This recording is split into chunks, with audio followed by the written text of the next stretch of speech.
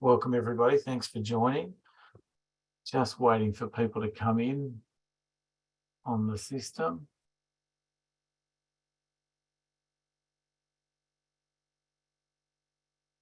Okay, we might make a start. So thanks for joining us, everyone. This is the Core and Cluster Tendering Kickstart webinar. My name is Dean Hart. I'm from Homelessness New South Wales. And we're going to be talking about the tendering process. I want to acknowledge the traditional owners and custodians of the land on which we live. We're coming to you from Gadigal country. We want to acknowledge the custodians of this land as the first people of this country. Always was, always will be Aboriginal land. So I'm going to hand over to Kate now. From the Tender Training College, who's going to deliver the presentation. Thanks, Kate. We're here to talk about the CCCP tender and kickstart. We're going to cover today some fundamentals of tenders and bidding. So obviously a good time with the release of the documents last week. So I'd like to pay my respects to elders past and present, and coming from you today from the beautiful Warramai country. So my name's Kate Burrows. I run the Tender Training College. I started the college in 2017 because I'd been working in tenders for at least sort of 10 to 15 years prior to that. And the knowledge and experience I gained, I'd realised that other people were having the same challenges and issues when it comes to tendering. And you probably all understand why, because they're complex documents. And I often say that they're like learning a second language almost, in terms of the legalistic type of language and the confusing questions and that sort of thing. But my background, I worked in a lot of government tenders, so helping companies to prepare their submissions across not-for-profit, construction, public transport, and those sorts of things. And today we help, the Tender Training College helps a range of small and large businesses. So on screen there's a couple of the clients that we've worked with over the years in terms of delivering training services. So what we did is, I think it was about December last year, Dean, we partnered up with Homeless New South Wales and the other peak sector bodies to provide some online training courses for members of those organisations. And there is 4 certificates in all that are being provided for free. I had some lovely feedback from somebody that had completed the 4 certificates just today, and she said it was a great exercise in courses, and the material gave her a good platform to go into the EOI with, so that was great. And we'll share some great feedback, and we'll share the details of how you can register for the courses at the end of the session if it hasn't already been received. And as we go through the sections, I'm going to reference some documents and templates and tell you which certificates they're from if you want to dive in and get those resources available to you. So when we first were looking at this program, we put together, I guess, topics 2 to 6 is what the ones that we wanted to cover. Dean and I were speaking and realised that potentially people were having problems. We'll just get rid of that. Problems potentially accessing and the EOI through the Justice portal. So we'll cover off a couple of slides of that, and I appreciate that they've DCJ have come out with some instructions on that, both on the portal and in sort of hard copy format and in those webinar this morning. So I'll go through those relatively quickly so that we're not double crossing in terms of information. So the response needs to be accessed and responded to on their portal, which is where they do all their procurement. And so once you register, as I've done here, you'll get a username, you'll get confirmation with your login details, and you can see I've done that. When you go in, you'll see so you can see that there'll be a couple of RFX open, and RFX is just their terminology for EOI, RFP, RFT. And now I've already gone and opened the general EOI, but this one here would be, in this situation, the Aboriginal-led documents. So click on those and that will bring up the right one for you. Now there's a number of steps. You've got to press the blue button a couple of times. You've got to express your interest to gain access to the documents. You'll see there's a couple of different, I guess, settings or tabs on the dashboard. The bio attachments are the core documents that you need to read. And there's a few more that have gone on today, including the user instructions. And you can download those. You'll also see them in the actual response itself. So there's a section here where you respond, and also a section where you write your messages. I'll have a look at that in a moment. So you've got to click intend to respond to be able to then access the questions and to be able to start to write your responses in those questions. And it's, I guess, a form. They've set it up as a form so that there are all of the responses are going to look the same. So there's no room for us to put fancy pictures in, or it's really just a portal to gather their responses in a way that they can review them all against one another, and they'll look the same in the format that's provided. So it's a mixture of drop down yes, no's, and there's also sections there where you have up to 2,000 characters to respond to. And it's important that, like I did a test on the weekend. If you put in 2005 characters, for example, in your response, the 5 characters will immediately drop off.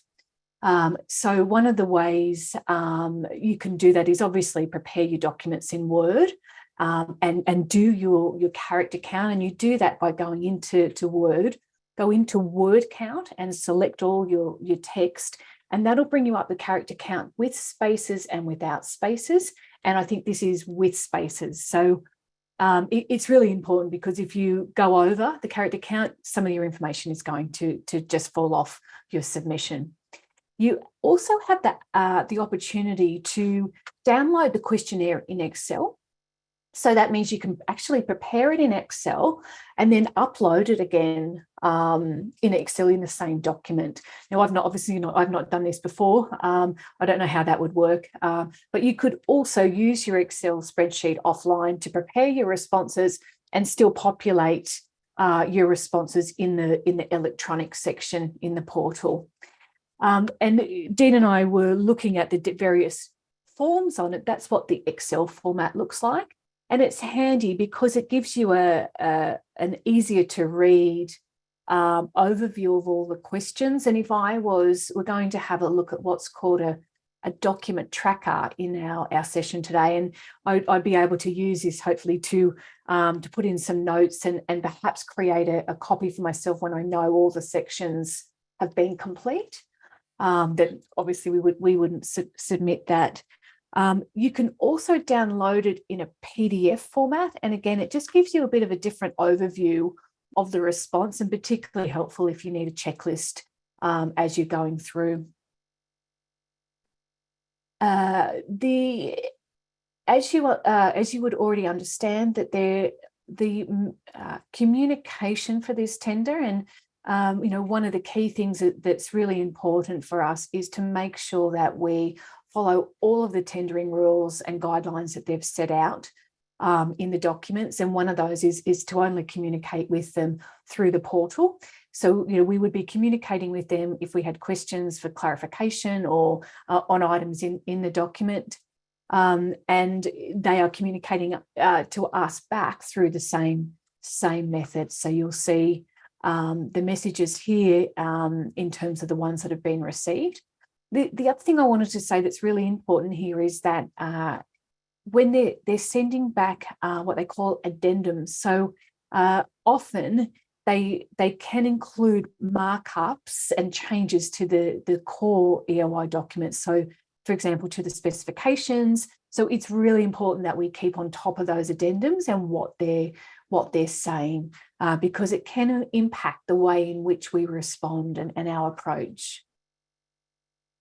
So EOI RFT, what's the difference? And I know this EOI is different to the ones that were conducted for tranche 1 and 2. And I guess probably we're thankful because it is, by all accounts, a simpler version.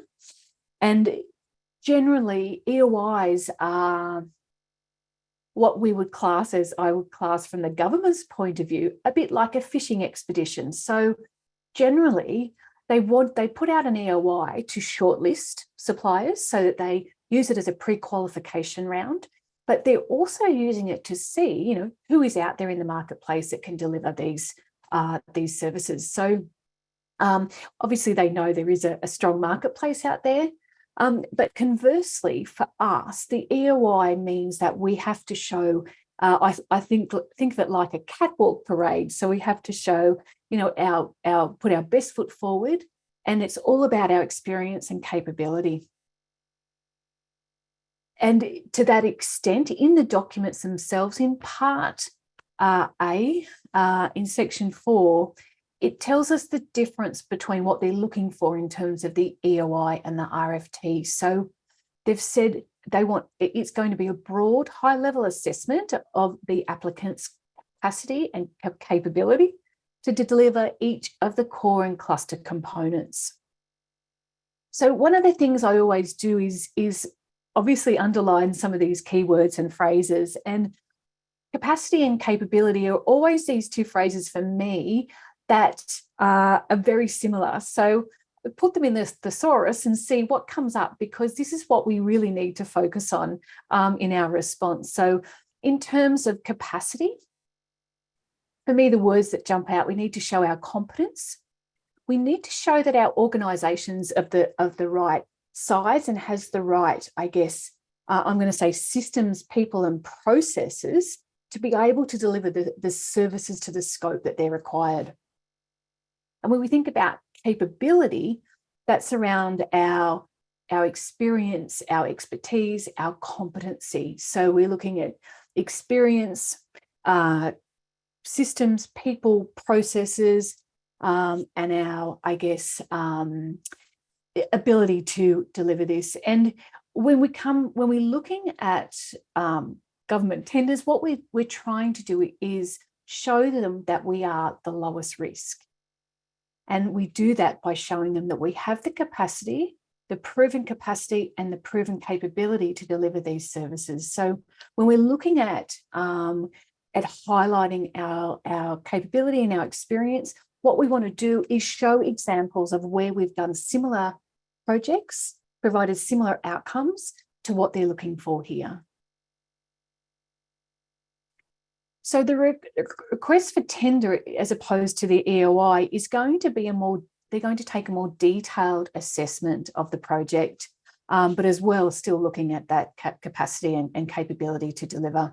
And we know, and this is traditionally in line with most EOIs, that we don't have to provide financials, and there isn't a contract at the moment. So we will expect that in the next round. So this next section is, well, how are they going to score our tender? I want to just bring up on the screen these points around value for money. All government procurement, all government tenders are governed by this terminology, or achieving value for money. And principally, they say it's not about getting the lowest price. It's about getting a price that covers the whole life of the contract. But importantly, it's about the benefits to the government and the benefits to the end user and the community. So when we're going through, and this will be particularly important for our RFT, but we want to be able to show the benefits of our approach in terms of the outcomes it's going to deliver in terms of helping government achieve its strategic goals through the program, and also in helping our families, our women and our families seek the help that they need. So this is a two-part assessment for the EOI, and the conformance check is basically to make sure that you've answered the questions. I'm just going to have a quick look at the chat to make sure we're not... Okay, cool. Conformance check is basically, have you answered all the questions that you meant to in the document? Have you followed the rules and the guidelines for tendering? And the second one that they will look at, so they'll do that as a first round. And if you're non-conformant, then there's a strong likelihood that you won't go to the next evaluation round, which is based on the criteria. And I've been looking for the evaluation criteria in the document. So the evaluation criteria are normally a set of key principles that are or represent criteria that represent the most important aspects of the project to the customer. And they're normally half a dozen points. So in the document itself, it says that they will individually assess each response against a broad evaluation criteria to achieve some conformity of scores. And that they'll use the guidelines if they're unable to, I guess, get agreement. And they have stated that they've provided the criteria, but we've asked a question because we can't find the criteria at the moment. So, but our job is to make sure that we explicitly answer the criteria in our response. So once we get to look at them, we will find, okay, which criteria applies to my question? Is the criteria asking for something different that my question's asking?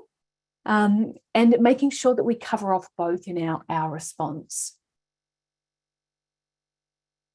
So on screen here is a scoring evaluation sheet that's from New South Wales Government. And again, I just want to show you, to give you an idea of how they score our responses. So every question and section has a range of scores available to it. So obviously what we want to do is to get up in the top range, don't we, to really stand out. And you can see on screen the differences between obviously a non-compliant response as opposed to an exceptional response. So what they're saying there, the requirements in an exceptional response. So these are the tender requirements. When we're responding to the requirements in the specification, and we're showing them that we've exceeded those in all areas, and that our claims are fully substantiated. So we're providing them with evidence in the form of data, stats, figures, past outcomes we've achieved, and that our proposals are of an excellent standard. So, you know, making sure that we take the time to, you know, proof and spell check and make sure our document reads as well as it can. So this section is, okay, what are the key elements that we need for a compliant and competitive bid? So I'm going to, next screen will pop up a video. So we'll have a look at that. What makes tendering challenging is that there are many contributing elements to a winning bid. It is important to keep in mind that tenders are a commercial, compliance, and a sales and marketing document in one. Your offer needs to be a quality conforming proposal that will show how your company will deliver benefits and low risk to the client over the term of the contract, while also meeting the requirements at a sharp price. As such, your response needs to be compliant, that is, conform to the tender rules, meet the tender requirements, and contain all the information requested. It also needs to be competitive, so make sure your price is as sharp as possible and your approach provides value for money that helps the client meet its objectives. And also compelling. You need to highlight your company's capabilities and experience relevant to the contract and sell the benefits of your solution in a persuasive form. And that's what makes tendering hard, is that there are so many different elements that we need to cover off in our response. And that's why we have teams of people that I guess know what we're looking for in terms of our response to make it compliant, to make it compelling, and to make it commercially sound. And we'll have a look at the various roles required as part of our team going very shortly.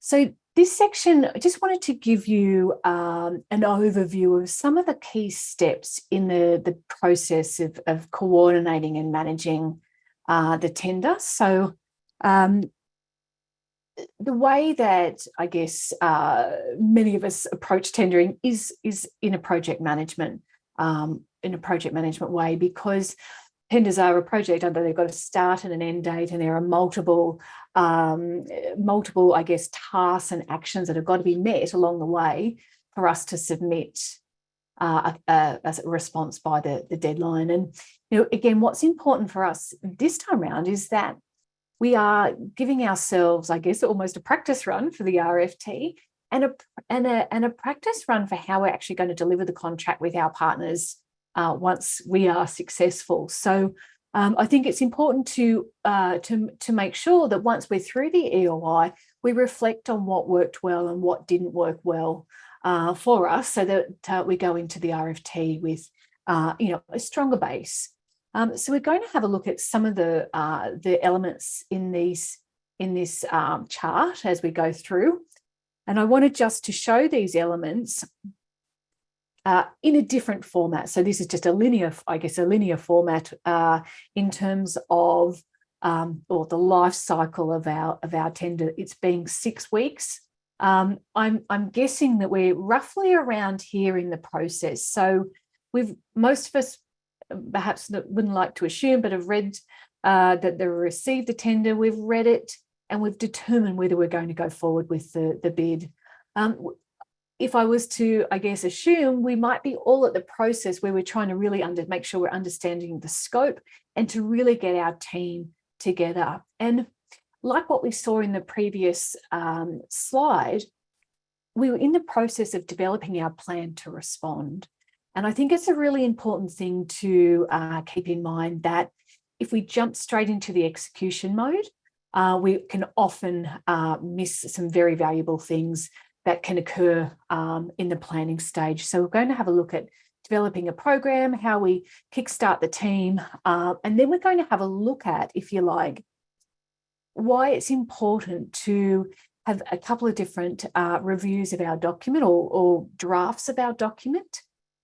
Because generally, if we started to write our document on day 2 or write our response on day 2, we are not going to have a very deep understanding of what the document is saying.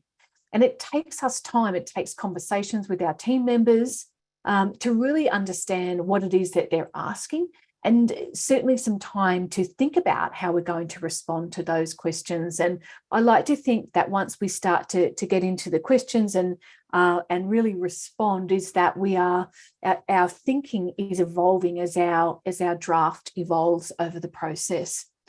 And one of the key things for us as well, and one of the things that I'll say to you now, is that you don't have to make this planning, putting the proper planning in place will make this last minute period less stressful.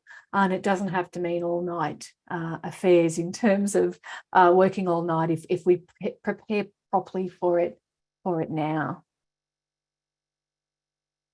So thinking about the documentation now, the actual submission, if you like, and I know it's in electronic form, but what we want to do at this stage is really understand or get a feel for how much information, the volume information that we need to get together for this response and the complexity of it. So that'll give us an indication. I mean, we know in terms of sizes because they've set us character limits, but it gives us a good understanding of the scope of information that we need to get together. And that also tells us who's going to be best placed to get that information. So we also want to think about, well, okay, what is the best way for us to prepare this document? So again, we saw before that we've got an Excel spreadsheet if we wanted to use that. We could produce the document in Word and then copy and paste it across to the final version as well, if that worked works better for you. And it depends on, if various people are going to answer various sections, you might want to split the documents up to send to different authors to complete. And what's important, though, is that you have in mind how that document's going to come back together at the end, and I guess be consistent in terms of language and tone and that sort of thing. And then, within that, document management becomes a really key part, and probably I would stress is one of the most areas where things can go wrong, is in terms of version control. And often, even using things like SharePoint and things like that are great, but just, have a set process that you're going to use for document management from the outset, and just make sure that everybody is on board with that. And now's the time to think, well, what are some of the other supporting material that we're going to need to get together? Stats and figures and case studies and that sort of thing, and getting to work on that. And that's probably one of the big things I'd say, is that anything that you can do now early in the piece, do it, because sometimes, or always, time seems to have this magical way of just disappearing towards the end of the tender period. And you think, oh goodness, well, why didn't I do that earlier? So anything that you can get done, it would be great to get done now. So who is doing what? So on the screen are some of the key roles that we would generally expect to have in our tender team.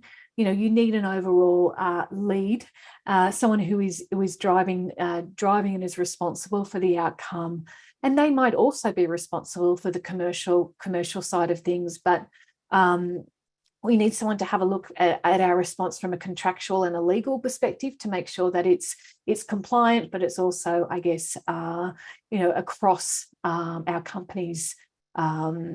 It's not putting our company at too much risk. So there's the risk management side of things as well, which would often, be looked at through the bid manager and potentially senior executives. And governance, making sure that you can deliver on what you say you're going to, and that it's in line again with your corporate or your business, systems and philosophies. And somebody to bring this, who's responsible for that documentation side of things. So often they're called the submission manager, but they're the ones that are setting the rules, keeping a track of where all the document responses are, and having a process for how the response is going to come back together, particularly if you're going to send it out for someone to read it, and you have people within the team that are going to review it for you, and who's going to write it for you, I guess, who's going to write it and who's going to edit it, who's going to review it, and who is responsible for approving. So just some key roles there. A good way to identify this. So this video just gives you an example of the document tracker. I referenced that earlier when we were looking at that Excel spreadsheet.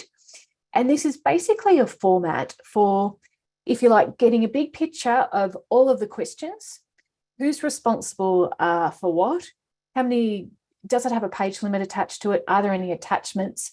And then as it progresses through the draft and review cycle, we can keep a track of it to know where everything's at. Because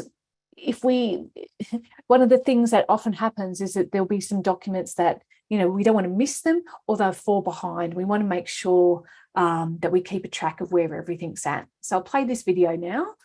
A good way to identify the submission requirements and keep a track of them is in a spreadsheet. It gives you a complete picture of your response in an easy-to-view format. It's often referred to as a document tracker.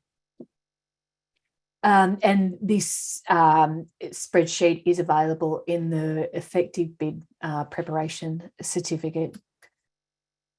And again, and same with this, we want to make sure we have a program, and with our program, the idea is obviously that we are going to have milestones and dates, tasks that we need to achieve before the final submission date, and helps us to keep us on track, obviously.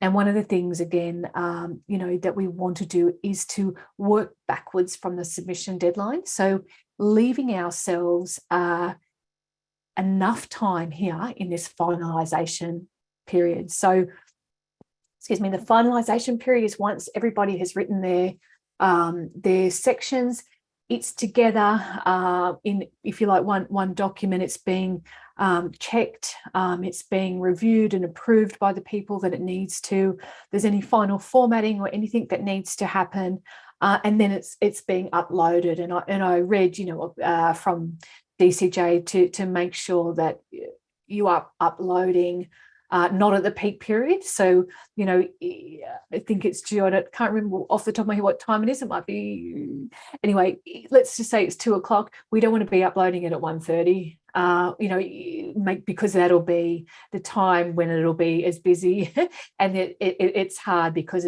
often these things time out. So certainly leave yourself a good window there. And, like today, I'm going to say stuff happens when we least want it to or expect it to. And unfortunately, I'm going to say these things are avoidable. And certainly I should have plugged my power cord in, that's for sure. And the very valuable lesson that I'll learn. But I want you to think about the submission in terms of that risk management. What can go wrong potentially? And working your way back. So, not having one single person with a copy of the document, making sure that, you've got meetings and things in place and clear understanding of how that document is going to be uploaded at the end of the day. So again, obviously we would have a program for 6 weeks, but generally, really the key work here is our getting our answers together, and this is where the bulk of it does happen. Tenders are as much of as a stakeholder management exercise as they are, writing the document themselves. And I think it's really important at this stage to, I guess, set expectations for your team about the way in which you want this process managed, and I guess the behaviours and the commitments of people on the team, because we all have a part to play. And if we don't do something that we say we're going to do at the time we say we're going to do it, then the chain breaks, and it does put the team under enormous pressure then in those final hours. So, and the other thing, and I think it's on the next screen,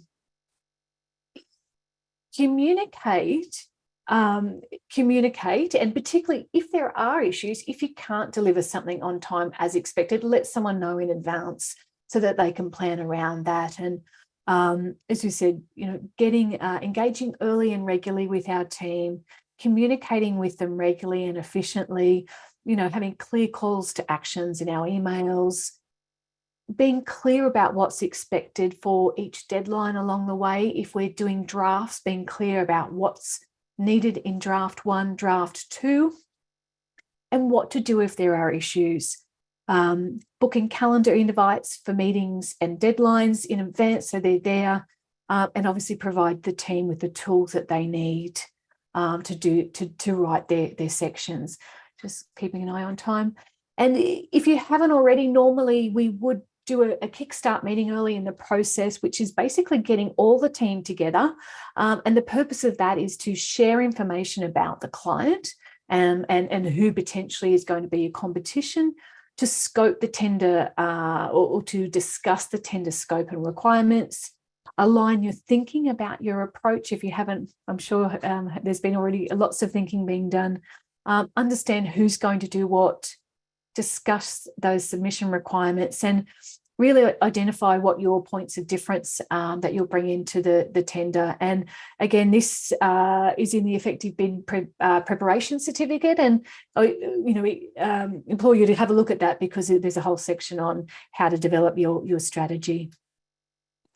So again, just a quick overview of how to develop the key deliverables. I'm just conscious we want to get some questions in. Again, as I said, what's really important for us is to make this an iterative process. So I think about the best way we can improve our tender writing is to draft and review and draft and review. And you probably know if you write an email or a report and you get up to go and have a cup of coffee or you leave it for 24 hours, when you come back and read it, you always pick up something different, always pick up something that you can improve. So having a draft process, at least 2 drafts, will give you the opportunity to improve and mature your response. But we're just going to have a quick look at what is analyze the content. So we want to understand what the questions are asking us and identify how we're going to answer them before we start writing. Because this enables us to, well, answer the question completely, comprehensively, compliantly, competitive, and compellingly.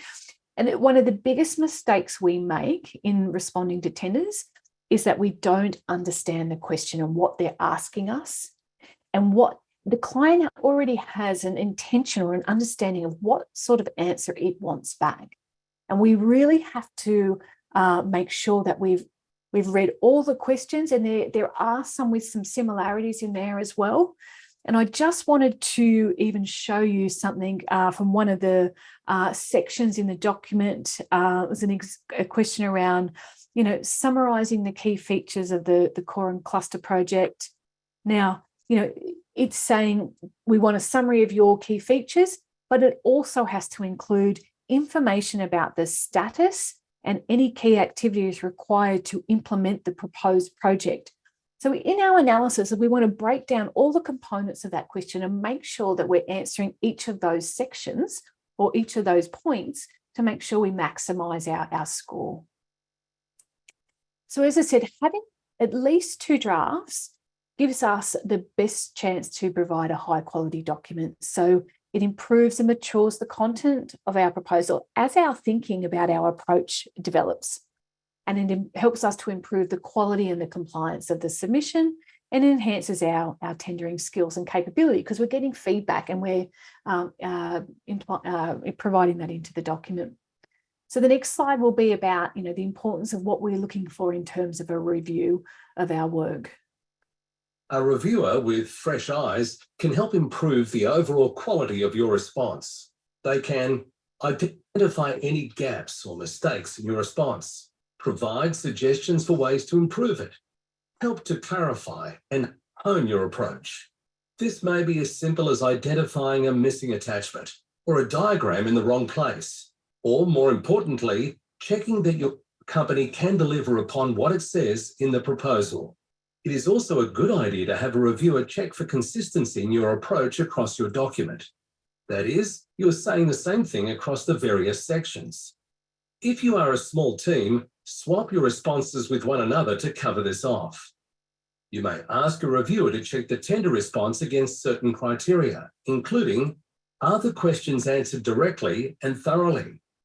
Has the response addressed the evaluation criteria? Does it offer the client value for money?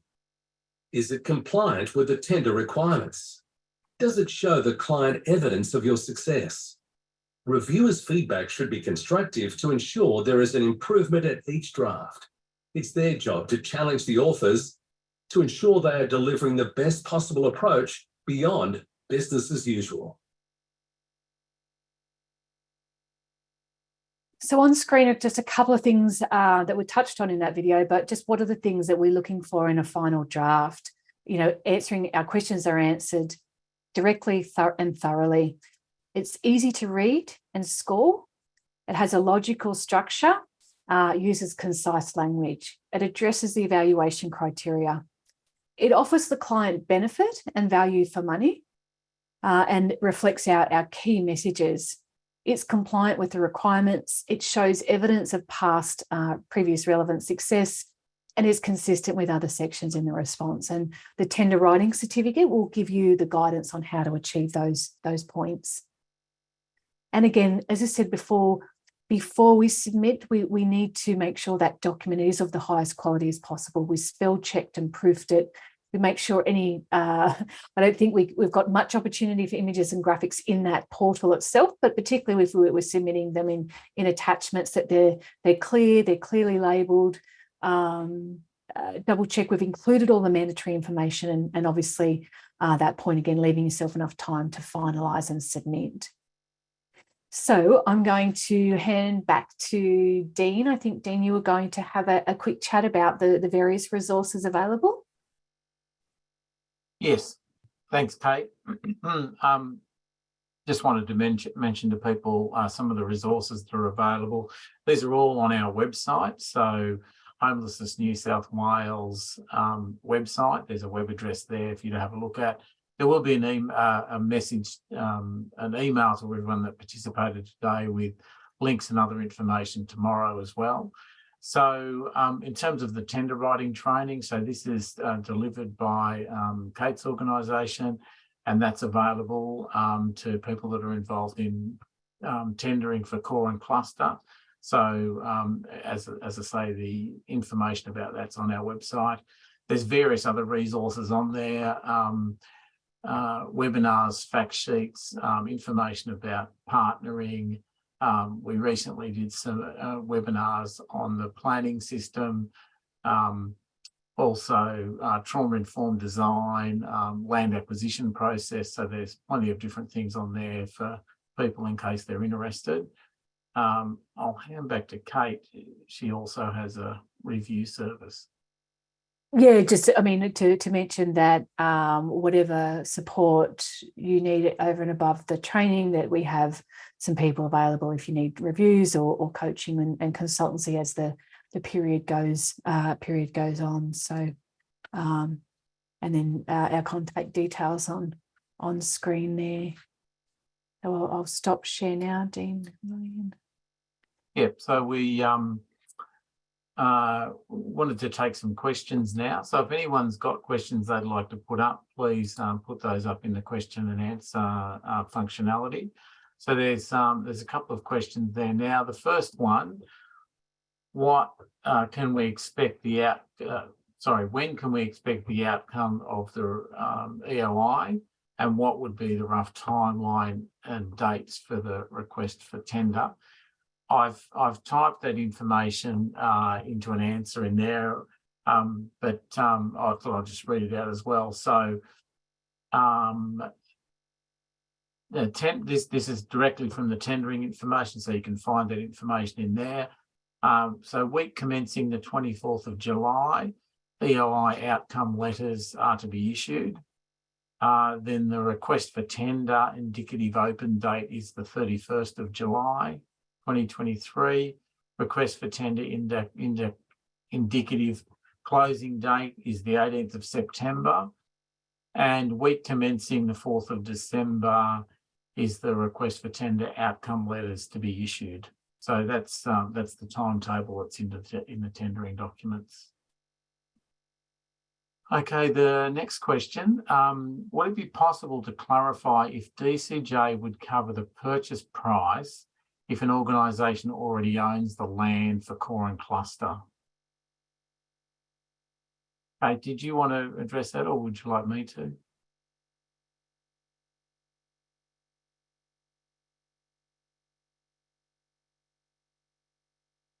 Would it be possible to clarify if DCJ would cover the purchase price?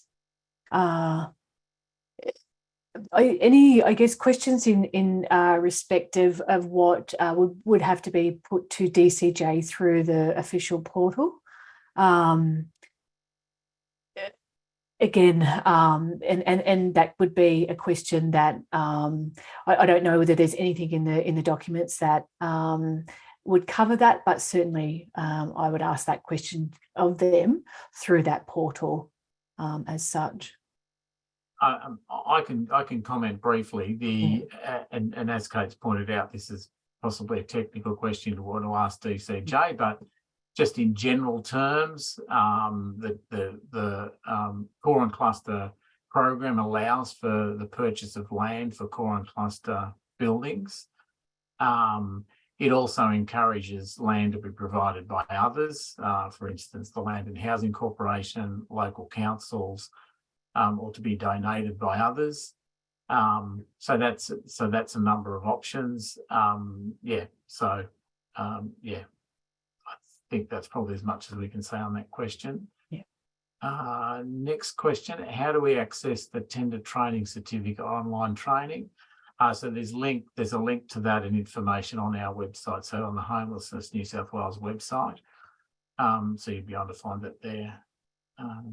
Once you submit a registration form, and between Dean and myself, we verify it, and then you get access straight away to that training. So next question, do you know where they will post eligibility criteria they answer the questions, if they answer the questions? So that should go, or it will go in the DCJ portal that we looked at before, and there's a section on messages. So they will release it if as an addendum potentially. There is already a response to the first question that says and refers you to another document, but I've asked a subsequent question which I'm waiting a response. So. But that will all be in that portal section for where they are answering questions. Okay, next question. This tender appears to have very restricted attachments, optional floor plans, financial capacity letters. Is this correct? This is for an existing SHS provider. So, yeah, well, the EOI is certainly less substantial than tranche 1 and 2, and that was deliberate on DCJ's part to try and make it easier for organisations to participate. So, yeah, we believe that is all correct. I don't know, Kate, if you want to add anything. Yeah, this is again what makes this whole process quite complex, because there's a little bit of ambiguity, isn't there, around some of the attachments. But have a look in the conditions of tendering, which is the document, the first document. Have a look at attachments there. There's the ones that are not mandatory, which are the ones that you don't have to submit, and then they provide you with an opportunity in some of the questions around your experience to also add in additional information or as in attachments. So again, be guided by what their instructions are, but there is also opportunity there potentially to include attachments in some of those questions to provide more information about your experience and capability. That next question's for you, Kate. You right? Yep. So Megan, any tips about how small organisations with very limited resources should manage and set up a tender writing team? How should this look like and work differently from larger organisations? So that's right. Like in a larger organisation, you would have potentially dedicated resources, whether that's external or internal, dedicated or allocated to writing the response. Often when we don't have those resources available to us within a small team, then we take on the responsibility. There are key people required or allocated that task of writing certain sections. So I guess that would be my approach would be to identify who within the team has the capability to answer which sections of the document, and to divide that up, and work together. So, looking at the overall, if it's only two of you, for example, writing the response, getting together, looking at what the questions are asking, what information do you need, writing, swapping your responses and helping one another out. I guess, as I said, it's one of the things that if you're responsible for writing this document, there's only a few of you, you're not going to be able to do it all at once, and you are going to have to do that draft process. So start with the questions that you can answer easily and tick off, and then come back to the ones that are more complex and start to work your way through them. And you'll find that as you do that, you start to get an approach for how you answer it. that you'll start to build your responses that way. And I guess making sure that you've got a different set of eyes, someone else within the organisation to at least read your responses and provide feedback there. Okay, thanks, Kate. Next question. So if an organisation has land and it's built on, who will own the facility? I think this is a matter of negotiation between the applicant and DCJ. I think there's a number of different options on this. So I think, I don't know whether, Kate, you want to add anything? I don't think so. Again, there are probably very many different scenarios here that if you're going to ask DCJ a question, it has to be very specific. And there is quite a lot of information in the documents around ownership or land ownership, but I'm not sure I can add anything of value there, Dean. Okay, thank you. Next question. Does the EOI application allow for more than one core and cluster application? Look, I'm not sure. It seems to me that it's set up for one. I don't think there's a problem, though, with you putting in more than one if you've got more than one project. But I would have, again, probably a question for DCJ, but I would have thought it would be simpler to just put in more than one application. Kate? Yeah, I think there's a right down the bottom, and there's also I think this may be new to you can submit more than one application you can submit an application from different areas, and so there is at the bottom of the questions section there is some instructions around that, and you would it says something along the lines of creating separate Excel worksheets for each area that you're going to go for. I think there was also a document that was released that's in the message file from DCJ about this. So have a look at that. But certainly you can apply for more than one. Okay, next question. Could you please share the link to the tender training? I've just shared that in the chat functionality. Yeah. It's a link to all the resources. They're all on one page. If you scroll down, you'll find various things, including access to the tender training. Yeah. Next question. Is there a cost to having draft EOI reviewed? How long would the review take? Kate, this is probably for you. Yeah. Hi, Annie, from down the road on Warramai country. It depends on the volume of documents. So say for example, if it's a 100-page document and the detail of the review that you want to have done.